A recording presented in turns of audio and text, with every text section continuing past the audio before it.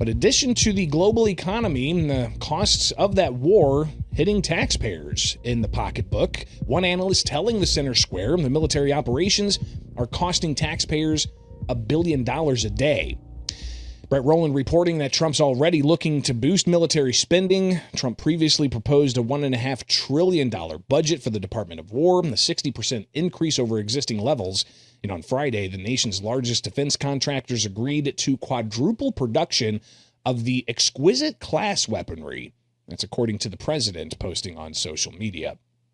To talk more about this ongoing operation and the taxpayer toll is the Center Square's Therese Boudreaux. Therese, what's behind that cost to taxpayers for that ongoing military operation in Iran? Well, I mean, the as you said, some analysts are saying that it's up to nearly $1 billion per day, and a lot of that is just due to the weaponry, munitions, equipment. Even the planes that have been shot down, those are very expensive. And then just on Friday, President Trump announced that 650 million worth of bombs have been sent to Israel to help in this conflict. So, war is expensive, or, if you want to take Trump's words, it's a short-term excursion, but a lot of lawmakers, at least, are seeing this as war, and it seems to have the costs of war. The longer this goes on, the more expensive it's going to be. Seen a toll on U.S. personnel, several being killed in this, and the president essentially suggesting that there are going to be more U.S. soldier fatalities in all of this. So obviously, when we talk about the taxpayer cost, we have to recognize that human toll as well, and the human toll over in Iran. And any potential collateral damage that there is in this ongoing conflict. But Therese, members of Congress have to be reacting to this. I mean, there have already been a couple of war powers resolution votes that have not advanced. But what are you hearing from members of Congress? Well, essentially what's going on is that Republicans, most of them, have all gone on board with this. At first there was some uncertainty whether some Republicans would see this as an infringement on Congress's rights to declare war, but they've mostly fallen in line behind the president. Democrats, however, except for Senator John Fetterman and a couple others, are universally opposed. They say that there is not enough evidence of an immediate need to attack Iran. They say that President Trump overstepped his authority by authorizing those strikes. He did notify the so-called Big Eight of Congress about what he was doing, but Congress never voted to authorize that. Now, some are saying that at this point, given that the war powers resolutions in both the Senate and the House failed, that at this point Congress has sort of authorized it by not opposing it. Again, I don't think many Democrats take that view, but there's a lot of reactions with that 650 million bombs package that was sent. You had the head of the Senate Foreign Relations Committee condemning that. You have some Democrats who are saying that they'll bring up a war resolution again in 60 days if this is still going on. So it's very controversial. And there's so much talk about it. And I think Congress at this point, Democrats in Congress, are feeling that there's not much they can do, but they are still trying to stop it. The taxpayer cost obviously is important with the country's national debt and the ongoing costs of that. And, annual appropriations having to be made to that growing national debt and what a new global conflict could mean. Therese, there's got to be political ramifications from this, right? I mean, we're in an election year. How do you see members of Congress discussing that aspect of this? Well, a lot of Republicans are really trying to sell it as this is a national security issue and only President Trump, he's the only one who has the guts to do it, essentially. That this is justified, that this is in America's best interests. Democrats, of course, are taking the opposite tactic. They're trying to convince voters that this is something that's unnecessary, that's unauthorized, and that is hurting taxpayers, hitting their pocketbooks. So again, like you said, it's an election year. We're going to have those midterm elections in the fall of 2026. And there's a lot of polls that are showing that most Americans are opposed to our intervention in Iran. But there are some coming out on the Republican side that show that a lot of Republicans are kind of warming to the idea. But I think that lawmakers on both sides of the aisle are really recognizing that what's happening now policy wise, whether that's the DHS shutdown from Democrats or whether that's the Iran war conflict by the Republicans, that can really sway voters. So voters who may have voted Republican or may have voted Democrat in the last election could have really changed their mind by now. I mean, with this second Trump administration, so much has happened just within the past few months, let alone the past year. Past 12, yeah, right, exactly. Exactly. Right. And all of these headlines, mad rush for people. It's hard to keep up. Even you and I being in this news space, right? We get paid to cover what's going on and to listen to these long, protracted hearings and to pour through news releases and to look at all of the social media messages from members of Congress or state legislators. We get paid to do this. The taxpayers out there, they don't. They get paid to go to work and put food on their table. So obviously, it's important that we get them the latest on what's happening, especially when it comes to what could be an ongoing conflict in Iran. But plenty of other things going on as well, Therese. And as that conflict continues in Iran, you got the partial government shutdown that's still going on. The Department of Homeland Security funding bill. What's the status?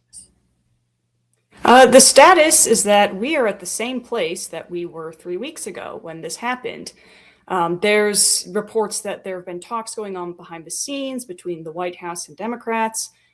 This is the second time in only a few months that Democrats have refused to fund either all at last time or this time parts of the government due to policy demands. Last time it was healthcare, and this time it's immigration enforcement. We saw those protests in the Twin Cities area of Minnesota that led to the killing of 2 American citizens. And so Democrats think that they have the American people on their side. Now, this shutdown has not really made that many waves because it's unlike the previous one, which was a all of government shutdown.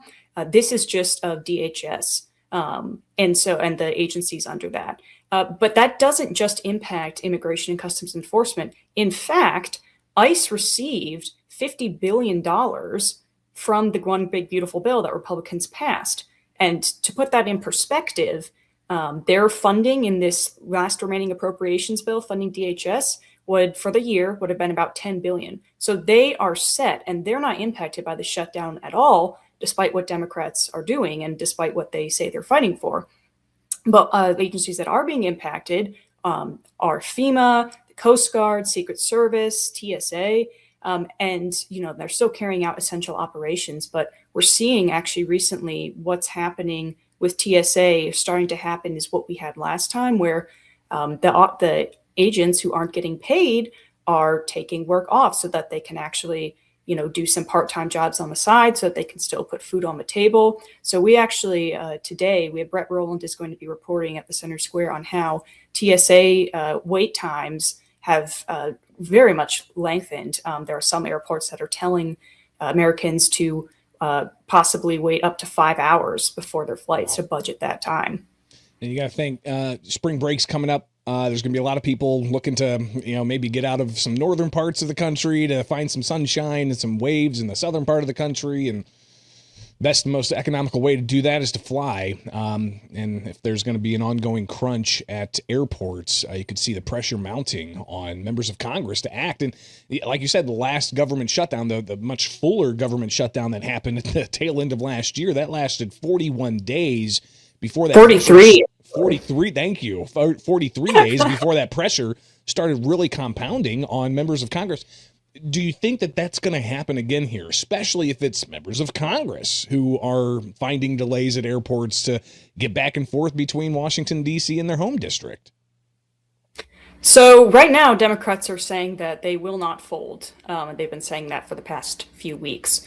But we have seen historically, just like we saw with the last shutdown that lasted 43 days, that the side that instigates the shutdown never gets their demands, or they get a fraction, a sliver of what they're demanding.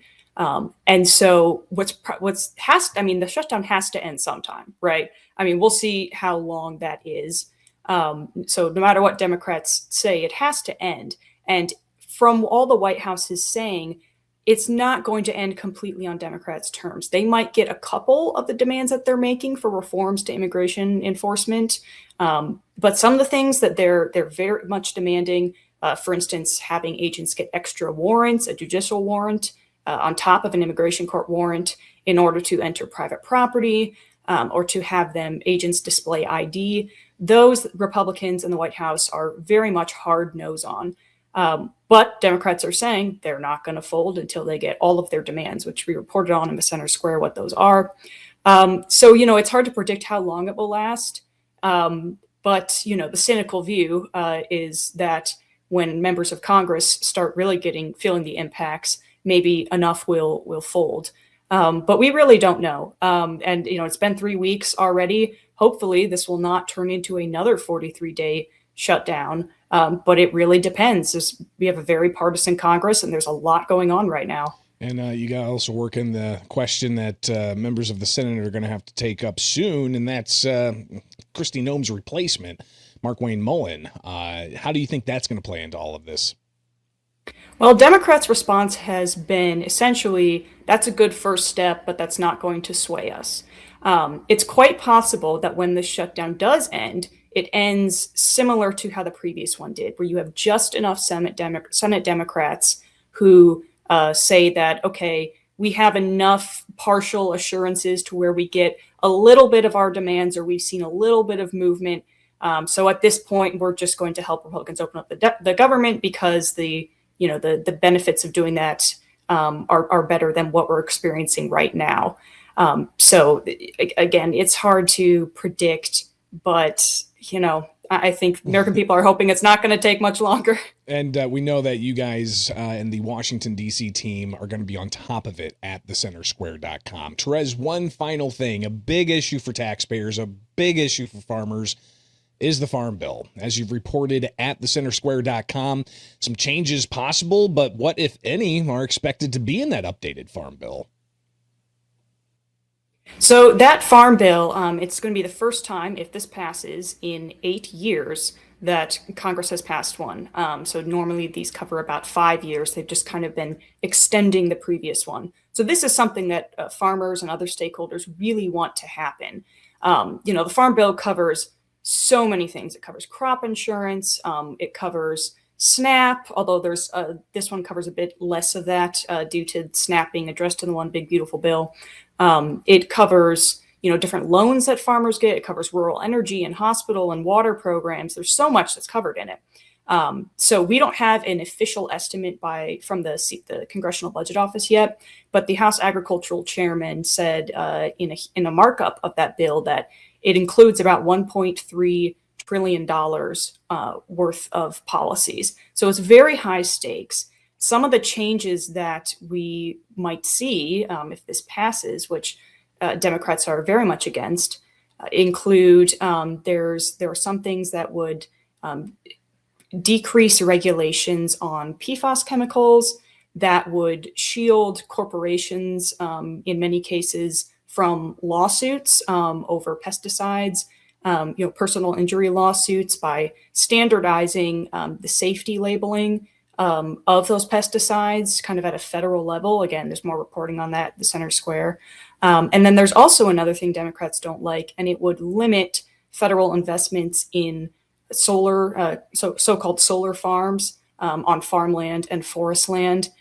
So it is a bipartisan bill, and we did have it coming out of the committee. We had some Democrats vote for it, but there are some who are very much against it. But again, high stakes. So I think most people are hoping that it's bipartisan enough, that it's important enough to where, on this at least, Congress will act bipartisanly and get it passed. Therese Boudreaux, thank you so much for your reporting, and people can keep up with that and more. Go to thecentersquare.com.